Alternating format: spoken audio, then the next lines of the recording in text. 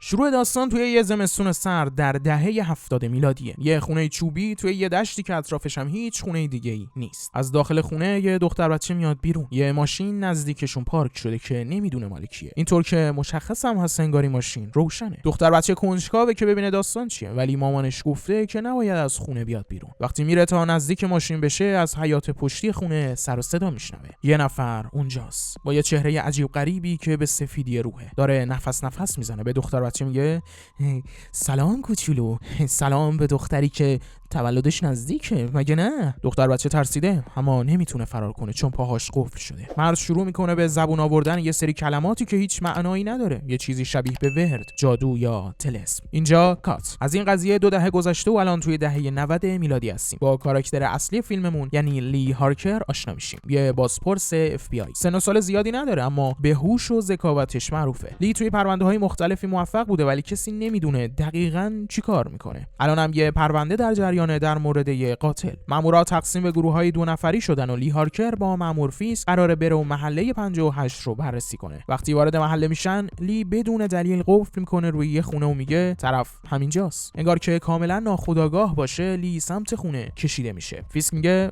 مطمئنی؟ باشه مسئله نیست، من میرم در بزنم ببینم چی میشه، ولی فکر نکنم. فیسک در خونه رو میزنه و به محض باز شدن در طرف به سرش شلیک میکنه. لی وحشت کرده. فیسک هم همونجا جا در جا کشته میشه. اسلحه‌شو در میاره و میره توی خونه. خونه انگاری تخلیه باشه، هیچ وسایلی توی خونه نیست. طبقه بالا توی یکی از اتاقا مرد نشسته روی تنها تخت توی اتاق و دستاشو هم بالا برده. یه قاتل آنورمال که انگاری منتظر لی بوده واسه دستگیری کردنش. وگرنه چه دلیلی داره که اینجوری بخواد خودشو تسلیم بکنه، اونم بعد از کشتن یه مأمور پلیس. خبر یه مأموریت موفق دیگه از لی هارکر و اینکه بازم با حس شیشمش تونسته مسئله رو حل کنه توی اداره پیچیده. مافوقش لیو خواسته، بازرس کارتر میگه تعریف تو از بچه‌ها زیاد شنیدم مأمور هارکر. ما یه پرونده عجیب داریم که چندین سال باز مونده و کسی نتونسته حلش کنه. این پرونده عجیب و اسرارآمیزه مثل قدرت تو توی تشخیص. واسه همین میخوام بهت اعتماد کنم هارکر. بذار در موردش یکم بهت توضیح بدم. چندین قتل اتفاق افتاده توی این چند دهه. قتل‌ها به صورت خانوادگی بودن. یعنی پدر خانواده همسر و بچهای خودش رو کشته با تبر، چاقو یا هر چیزی که فکرشو بکنی. بعد از به قتل رسوندن اونا خودش رو خلاص میکنه. توی تمام این مدت فقط 2 تا چیزی که دستگیرمون شده. یکی نامه‌هایی که پیدا کردیم که تا الان قابل رمزگشایی نبوده، پر از نمادهای شیطانی با امضای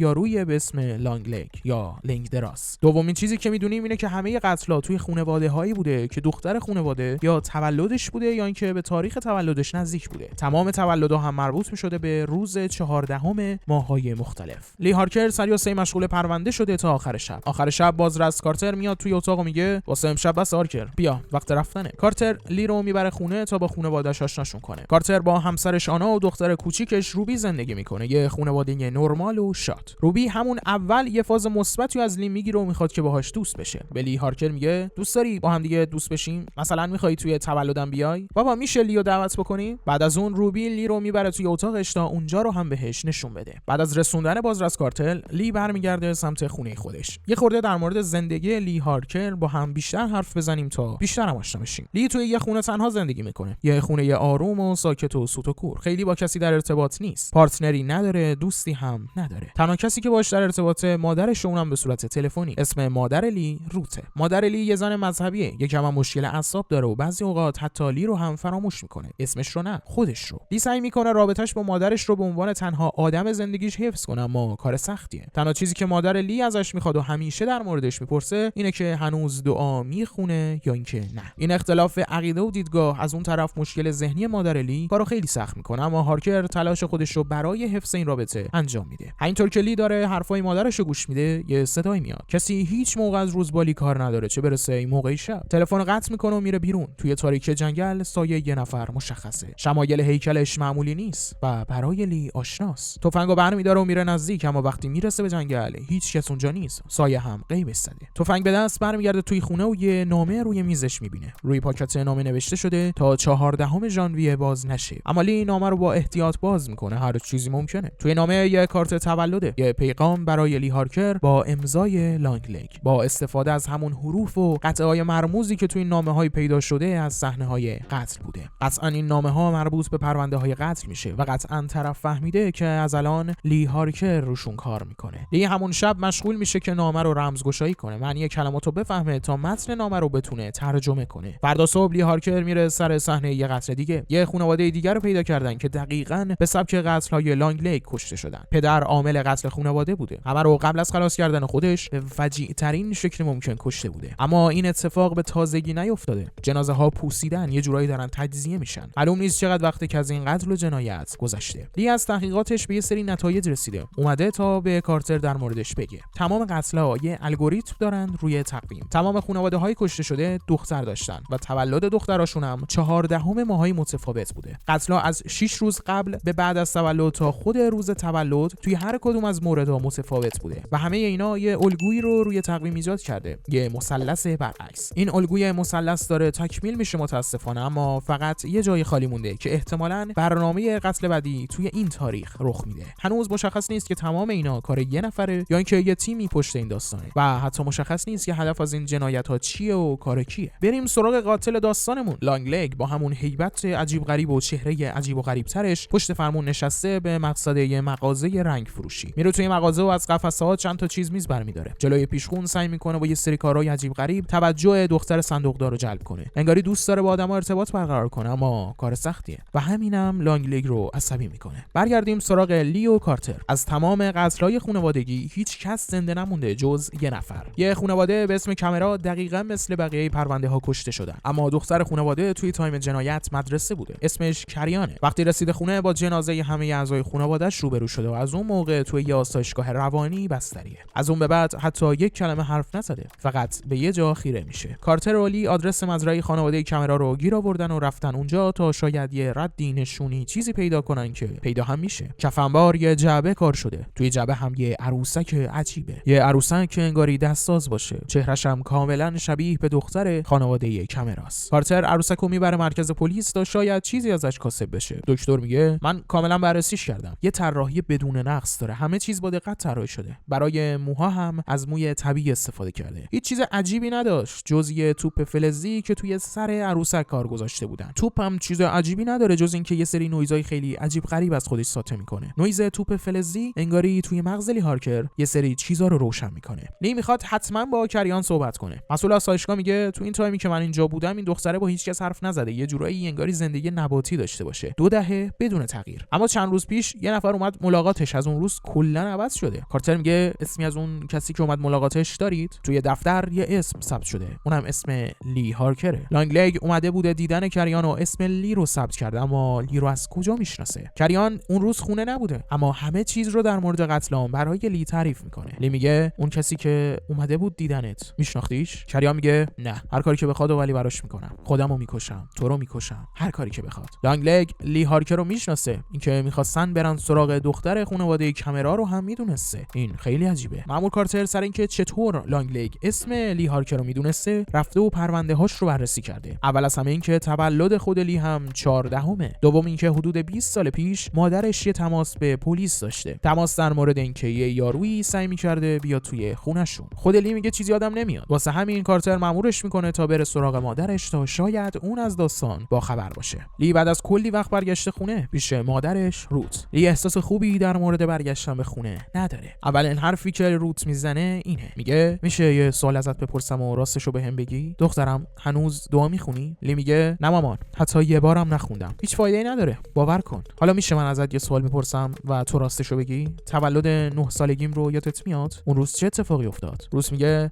من چیزی یادم نمیاد. هیچی. تو چطور؟ تو یادته؟ لی میگه ببین مامان، بهم بگو، من دیگه بچه نیستم. روت میگه بچه نیستی چون بهت اجازه داده شد که بزرگ بشی. الانم تمومش کنیم بحثو، دوست ندارم چیزی یادم بیاد. لی میره زیر شیروانی توی اتاق بچگیاش. توی وسایل قدیمی خودش یه سری عکس پیدا میکنه. یه عکس اونجا هست از لانگلیگ، موقعی که یه دختر بچه کوچیک بوده و لانگلیگ اومده بود توی حیاط خونه‌شون ازش گرفته. از طریق همون عکس رد لانگلیگو میزنن و دستگیرش میکنن. توی بازجویی هیچ حرف به درد بخوری نمیزنه. تنها چیزی که میخواد حرف زدن با لی هارکره. لی هارکر و لی باهاش روبرو میشه. لانگلیگ میگه اوه دختر کوچولو اینجاست، دختری که تولدش نزدیکه. تو الان پلیسی، روزی که تصمیم گرفتی مأمور قانون بشی خیلی با هم خندیدیم. لی میگه با کی؟ همدستت؟ لانگلگ میگه هفتمین خانم، کسی که بهش حق انتخاب داده شد مثل بقیه و اون تصمیم گرفت کثیف بشه با مرد طبقه پایینی. خوب میشناسیش لی؟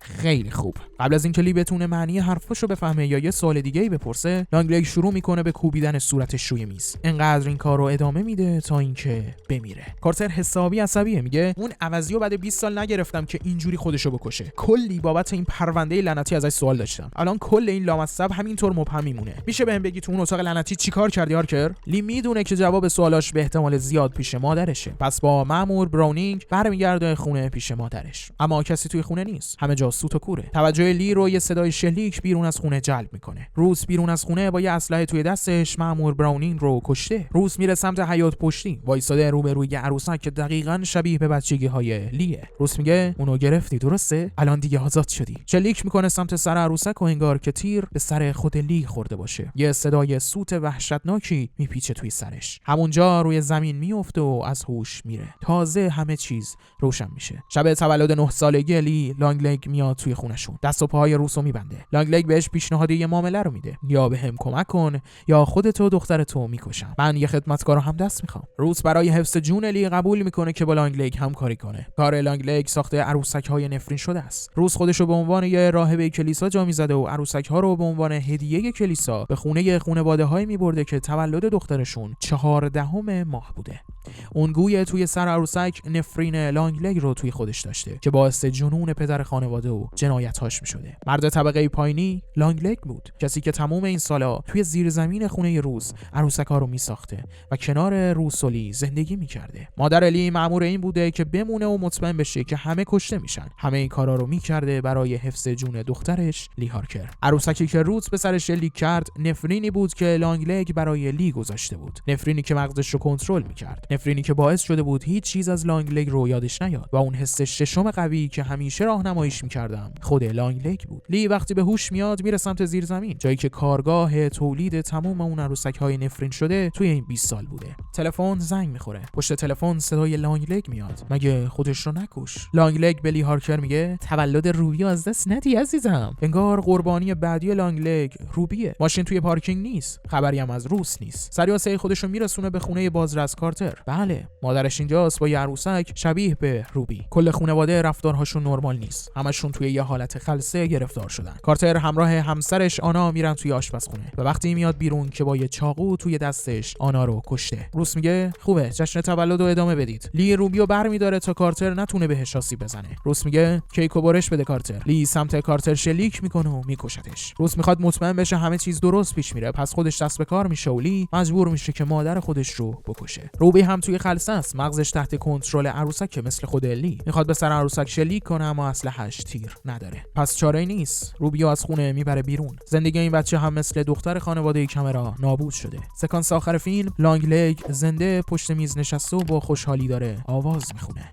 و این بود خلاصه فیلم لانگلگ، تولید سال 2024. ژانر فیلم ژانر وحشت و همینطور کاراگاهی معماییه. ترکیب کردن این دو تا ژانر کار سخت و پیچیده‌ایه که به نظرم خیلی خوب تونست از پسش بر بیاد. موقعی که این فیلم اکران شد خیلی نظرهای مثبت زیادی رو به خودش جلب کرد. یکی از بخشایی که خیلی مورد توجه قرار گرفت بازی نیکولاس کیج توی نقش لانگلگ. یه حضور واقعا تاثیرگذار و خفن، گریم خفن، تغییر صدایی که داره خود کاراکتر نیکولاس کیج واقعا جذابه و نشون میده که آقا بازیگری رو بلده. فقط مشکلش اینه که به هیچ پروژه‌ای نمیگه. خیلی فیلم بازی میکنه که هیچ هر چی برسه. فضا سازی یکی از اون پارامترهای خیلی مهم برای فیلم‌های ترسناکی که به نظرم با استفاده از نورپردازی‌های خفن و همینطور طراحی صحنه‌های تاریک و دارکش خیلی خوب از پس این قضیه برآمده. ما یه جو مرموز لازم داریم برای ژانر معمایی کاراگاهیمون و همینطور یه جو تنش‌زا رو برای ژانر وحشت که هر دوتا در کنار هم خوب به نمایش در اومده. شخصیت پردازی‌ها خیلی خوب روش کار شده و تونسته یه تازگی و جذابیتی و مخصوص همین فیلم به ما ارائه بده. آقا موسیقی فیلم نمیدونم چند بار گفتم ولی خیلی مهمه. مهمه و اینجا یه اثر واقعا خوب رو داریم که فضای ترس و دلهره رو به قشنگی با داستان هماهنگ کرده و تونسته احساس مخاطب رو تقویت بکنه. در کل داستان فیلم، پیچیدگی‌هاش، موسیقیش، طراحی صحنه‌اش، فیلمنامه‌اش، همه چیزش میشه گفت خفنه و نیکولاس کیج واقعا اون پارتیه که ما رو متحیر میکنه. یه جوری متحیر ذره سنگینه ولی آره پشمات میریزه وقتی نیکولاس کیجش رو میبینی. اگه بخوام به این فیلم من نمره‌ای بدم، نمره من 8. خیلی خوشحال میشم نظرتون و همینطور نمرتون رو در مورد فیلم لانگ لگ برام توی کامنت ها. اگه ویدیو رو دوست داشتی حتما لایکش کن و کانال خودت رو هم سابسکرایب کن. از اینکه وقت گذاشتی ویدیو رو تماشا کردی ازت صمیمانه متشکرم و در پایان مثل همیشه دوست بهت. سم سینما خلاصه فیلم های اعلان دار. سم سینما بهترین کانال خلاصه فیلم دنیا.